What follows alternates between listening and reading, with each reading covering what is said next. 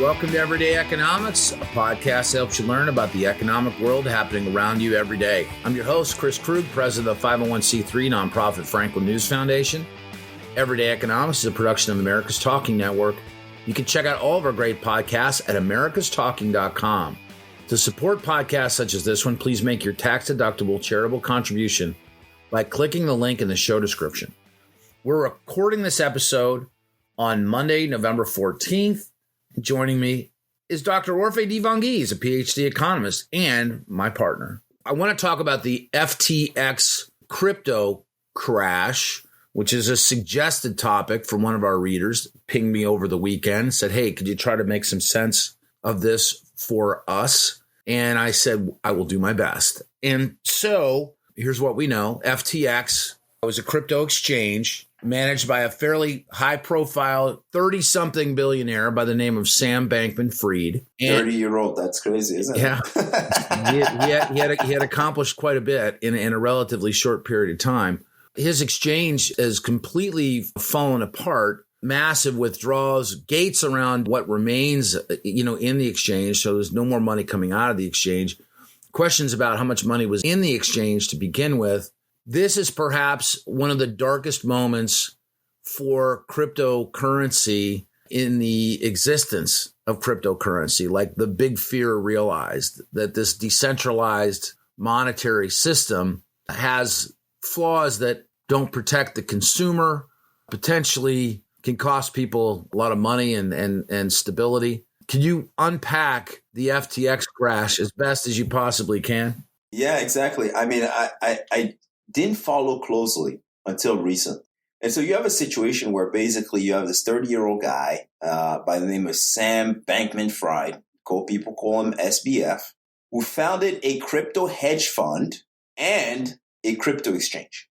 So he's got this hedge fund on one side. Mm-hmm. He's got the exchange, which is vastly popular, FTX, on the other side. Oh, and well marketed and well branded. I mean, Major League Baseball umpires have been wearing an FTX logo on their uniforms now for a couple of years, and Tom Brady's been a spokesperson for FTX. I believe in FTX. I mean, like, who wouldn't want an exchange, right? Like, you have this centralized exchange. You can exchange dollars for tokens and tokens for dollars and whatever else. It seemed like a great idea.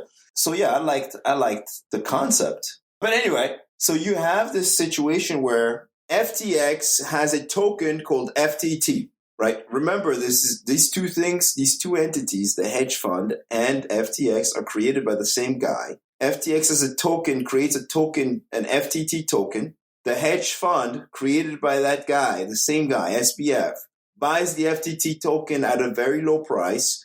FTX pumps the FTT, and then the hedge fund uses the FTT, which it created itself, right? Because it's the same guy, as collateral to borrow real assets, real world assets.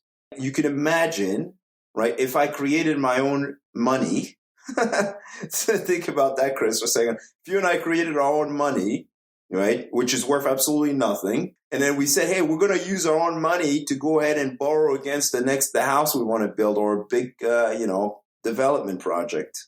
As collateral for a development project, right? That's a little bit of what is allegedly to have happened. And so that would be a crime. Well, some have likened it to a Ponzi scheme like situation, where it's really just a pyramid of trust, funneling up toward the top from the bottom.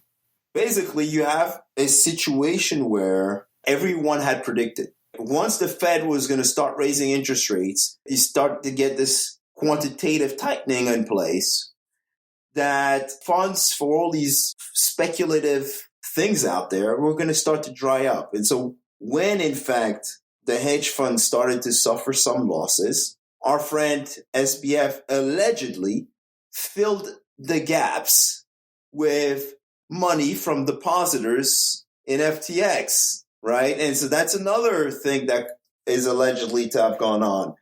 And so you have this stuff. Well, anyway, that's the story. We'll see what happens next, right? Because we're all kind of paying attention to this. I think to reassure most people, unless a traditional financial system has significant exposure to this asset, or I shouldn't even call it an asset, to this instrument, then there's no major risks to the rest of us. Let's bring it back into that focus. I mean, the vast majority of Americans don't have any personal investment in FTX.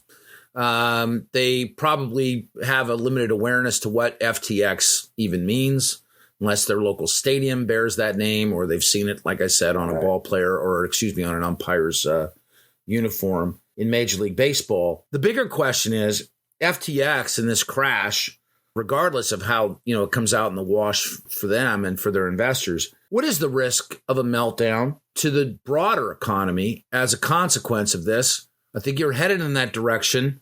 Yeah, no, I think, like you said, I think most people have no idea, right? So because most people don't borrow in crypto to pay for mortgages and credit cards and, all of those things, then the risk of contagion into hitting mainstream markets is very low. So what I think we need to take out of this, the government should not be in the business of guaranteeing deposits for everyone and everything, right? And that basically, in a situation like this, there could have been some fraud involved. I say could have been because it's still alleged. When fraud takes place, the government's role is to punish it. That's it. Punish the fraud so that potentially, hopefully, there won't be repeat actors.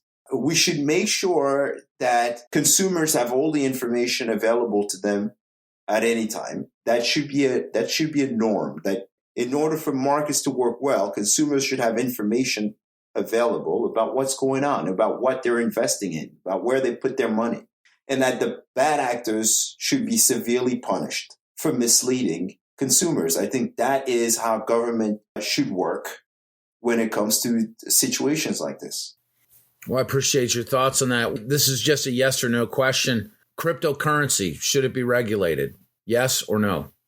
That's a tough one, man. No, I don't think so. I agree with you. But you know what that's going to require is a smarter investor, someone who's more thoughtful about what cryptocurrency is and the risk. It's not simply, a lottery ticket the way that a lot of people. I guess the question is, should it be available to mom and pop investors? Yes or no?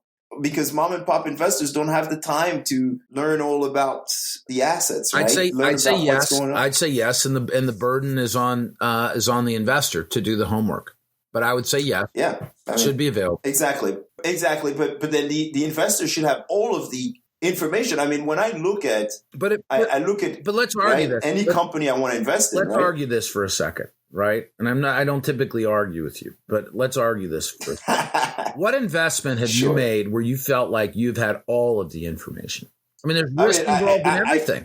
There's risk involved in everything, but I take the time to do my homework. That is so important. But you don't have all the information, and you certainly can't. I probably don't, for sure. But there should be some information available. There should be a baseline, right? I mean, any company you want to invest in today, you have access to just about everything that you need as an individual to make an informed decision. You track Apple. You love Apple. You track Apple. You look at their price to earnings ratio. You look at their books. You know everything that everybody else has access to, basically. Mm-hmm.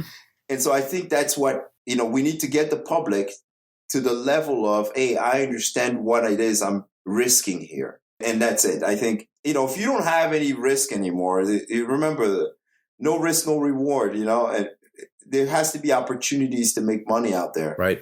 So we need that. We need that crypto space. Absolutely. How far should government go? It should just be about transparency, and that's it. I don't disagree. Good conversation as always. For Orphe Divounguy, this has been Chris Krug. Subscribe to Everyday Economics and dozens of other quality podcasts at americastalking.com.